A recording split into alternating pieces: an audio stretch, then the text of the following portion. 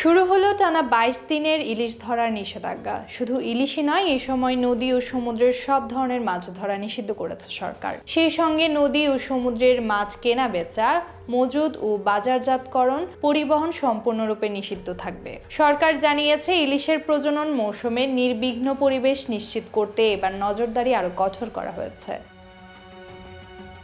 মৎস্য অধিদপ্তরের নির্দেশনা অনুযায়ী ৪ অক্টোবর মধ্যরাত থেকে ২৫ অক্টোবর পর্যন্ত মেঘনার আলেকজান্ডার থেকে চাঁদপুরের ঘাটনল পর্যন্ত ১০০ কিলোমিটার এলাকা ইলিশের অভয়াশ্রম হিসেবে ঘোষণা করা হয়েছে। এই ২২ দিনে এলাকায় কোনো ধরনের মাছ ধরা যাবে না। ইলিশের প্রজনন বাড়াতে দীর্ঘদিন ধরেই সরকার এই বিশেষ সময়টিকে নিষেধাজ্ঞার আওতায় রাখছেন। কুয়াকাটা, মহিপুর ও আলিপুরের গভীর সমুদ্রগামী জেলেরা ইতিমধ্যেই তাদের ট্রলার নিরাপদ স্থানে রেখেছেন। অনেকে এই সুযোগে ট্রলারের মেরামতের কাজ করছেন। স্থানীয় মৎস্য দপ্তর জানিয়েছে, জেলেদের অসুবিধা কাটাতে বিজিএফ কর্মসূচির আওতায় নিবন্ধন প্রত্যেককে ২৫ কেজির করে চাল দেওয়া হবে।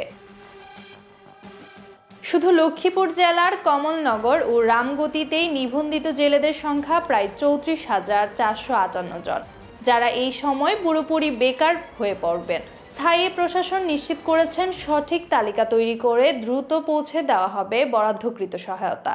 নিষেধাজ্ঞা বাস্তবায়নে প্রতিদিন নদীতে টহল চালাবে মৎস্য বিভাগ, জেলা উপজেলা প্রশাসন, নৌ পরিবহন ও কোস্টগার্ড কর্তৃপক্ষ। সতর্ক করেছে, আইন ভাঙলে নেওয়া হবে কঠোর ব্যবস্থা। এই বছর প্রথমবারের মতো দক্ষিণের নদীগুলোতে ড্রোন ব্যবহার করে নজরদারি করা হবে। পাশাপাশি অভিযানে যুক্ত থাকবে র্যাব ও সেনাবাহিনীও। সরকার আশা করছে, এই পদক্ষেপে ইলিশের প্রজনন নির্বিঘ্ন হবে এবং ভবিষ্যতে দেশের ইলিশ উৎপাদন আরও বাড়বে।